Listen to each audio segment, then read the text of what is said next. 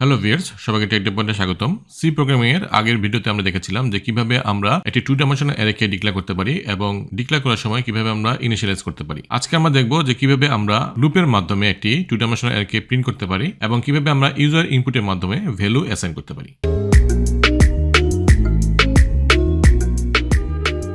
গত ভিডিওতে আমরা ইন্টিজার টাইপের একটি ম্যাট্রিক্স নামে টু ডাইমেনশনাল অ্যারে ডিক্লেয়ার করেছিলাম, যার 3টি রো এবং 4টি কলাম রয়েছে এবং সেখানে আমরা কিছু ভ্যালু অ্যাসাইন করেছিলাম। আজকে আমরা দেখব যে কিভাবে আমরা এই ম্যাট্রিক্স এই অ্যারেটাকে আমরা কিভাবে প্রিন্ট করতে পারি লুপের মাধ্যমে। সো আমরা এটাকে কেটে দেই। এখন আমরা দেখব, যেহেতু এখানে আমাদের দুটি জিনিস আছে, একটি হচ্ছে রো আর একটা হচ্ছে কলাম। সো আমরা দুটি ফর লুপ চালাবো, একটি হচ্ছে রোকে কাউন্ট করার জন্য আর একটি হচ্ছে কলামকে কাউন্ট করার জন্য। সো আমরা এটাকে জাস্ট এখন একটা ফর লুপ লিখবো।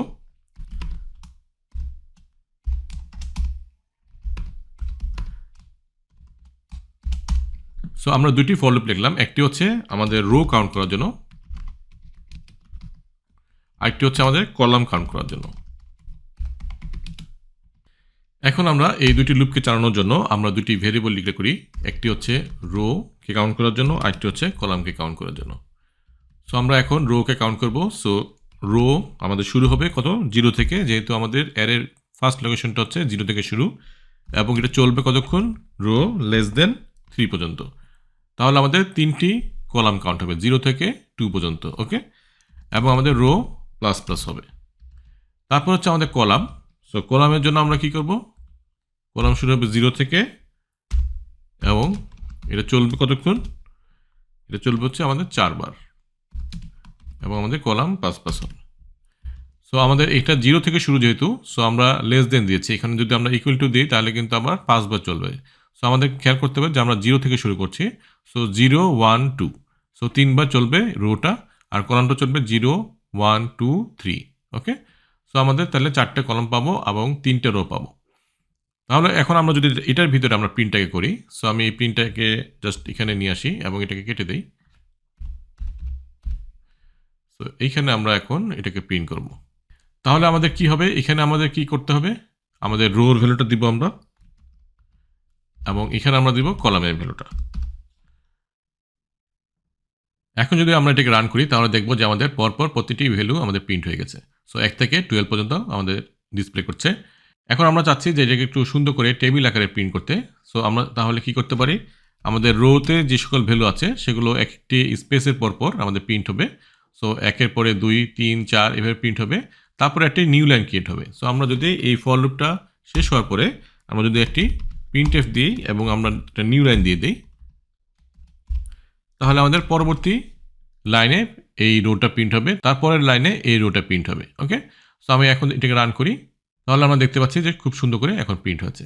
সো আমাদের প্রতি রো ওয়াইজ আমাদের প্রতিটি ভ্যালু প্রিন্ট হয়ে গেছে। এখন আমরা চাচ্ছি যে এই ম্যাট্রিক্সটাকে আমরা ইউজার ইনপুটের মাধ্যমে এই ভ্যালুগুলো দিব। আমরা ডাইরেক্ট এই ইনিশিয়ালাইজ না করে আমরা এটাকে ইউজার ইনপুটের মাধ্যমে ভ্যালুটা অ্যাসাইন করতে যাচ্ছি। তাহলে আমরা জাস্ট এই অ্যারেটাকে ডিক্লেয়ার করব, তারপর আমরা কি করব, স্ক্যানএফ এর মাধ্যমে আমরা ইনপুট নিব প্রত্যেকটি ভ্যালুতে। সো আমাদের এই দুটি ফর লুপই লাগবে, একটা হচ্ছে রোর জন্য, একটা হচ্ছে কলামের জন্য। সো আমরা এই একই জিনিসটাই আবার আমরা এখানে নিব। তাহলে আমাদের এখন এখানে printf এর জায়গায় আমাদের ইউজার ইনপুট হবে, তাই তো? সো আমরা এখানে স্ক্যানএফ দিব, এখানে পার্সেন্টেজ ডি ঠিক থাকবে এবং এখানে আমাদের কি হবে, অ্যাম্পারসেন্ট আসবে। ওকে, সো আমরা এইভাবে আমরা এক একটি রো এবং কলামে আমরা ভ্যালুগুলো নিব। তাহলে আমাদের ঠিক একইভাবে আমরা ইনপুট নিচ্ছি এবং আমাদের আউটপুট আমাদের দেখাবে printf এর মাধ্যমে। সো স্ক্যানএফ এর মাধ্যমে আমরা ইনপুট নিচ্ছি আর printf এর মাধ্যমে আমরা আউটপুট করছি।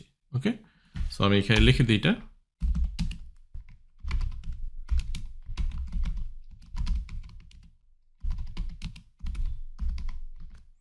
Assign value using user input.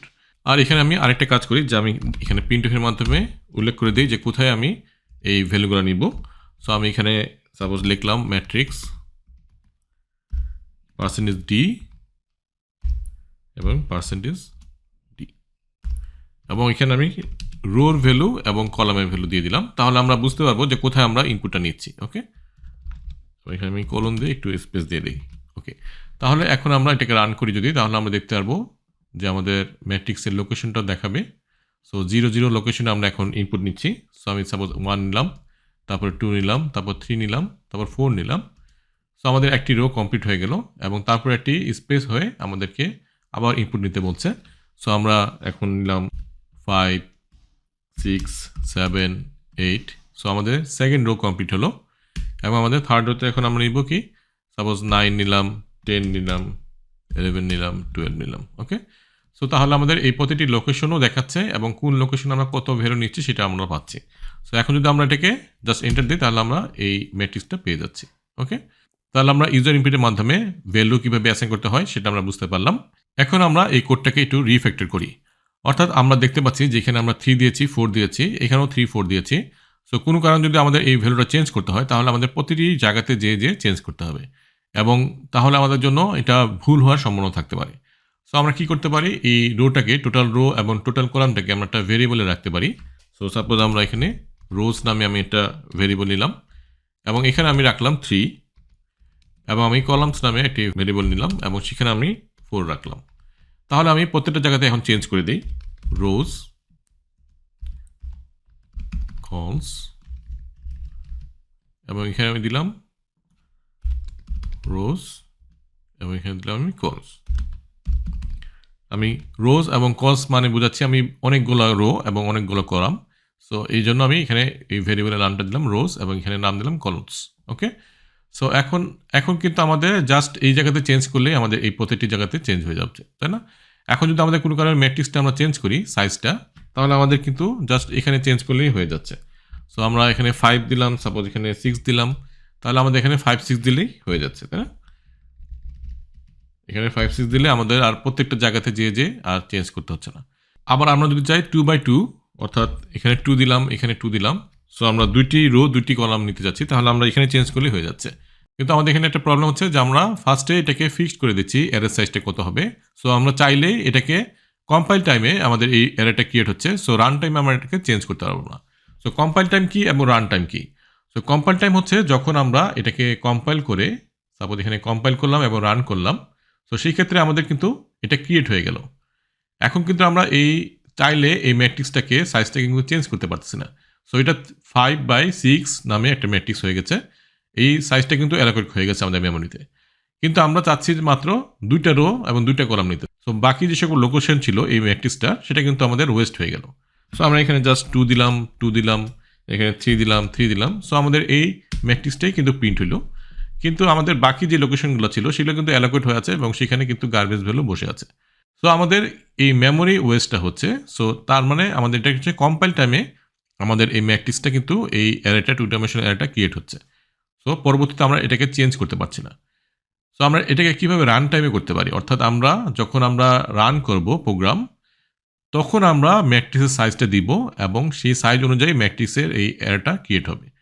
So সেটা আমরা করতে গেলে আমরা আগে দেখেছিলাম যে কীভাবে করতে পারি। সো আমরা এটাকে ফার্স্টে দিব না, ওকে, আমরা এটাকে পরবর্তীতে দিব, আমরা যখন ইনপুট নিব এটাকে।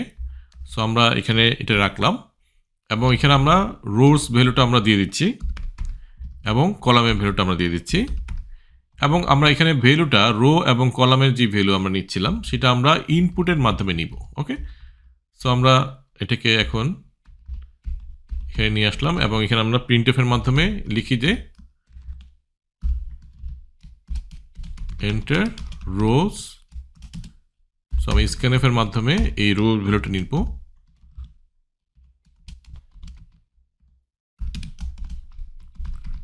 এবং আমি কলামের ভ্যালুটা নিব printf এর মাধ্যমে, ঠিক একইভাবে।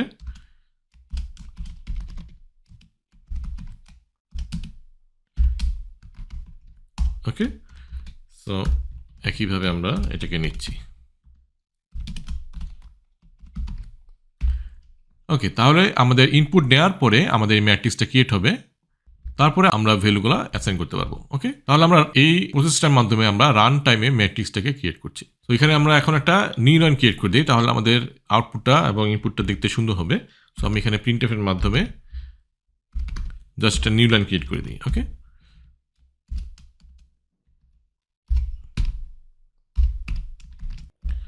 সো এখন যদি আমরা এটাকে রান করি তাহলে আমরা দেখতে পারবো যে আমাদের ফার্স্টে ইনপুট যাচ্ছে, রো কতগুলো আমরা নিতে যাচ্ছি। সো আমরা সাপোজ এখানে 3 দিলাম, তারপর আমরা কলামও দিলাম 3, তাহলে আমাদের 3টি রো এবং 3টি কলামের একটি ম্যাট্রিক্স ক্রিয়েট হবে। সো আমরা এখন এন্টার দিব। সো আমি দিলাম 1 2 3, তারপরে 1 2 3 দিলাম আমরা, তারপরে আমরা 4 5 6 দিলাম। তাহলে আমাদের এই 3টি রো 3টি কলামের ম্যাট্রিক্সটা ক্রিয়েট হলো। এখন আমাদের এটা যদি আমি এন্টার দিই তাহলে আমাদের ভ্যালুগুলো প্রিন্ট করে দেখাচ্ছে।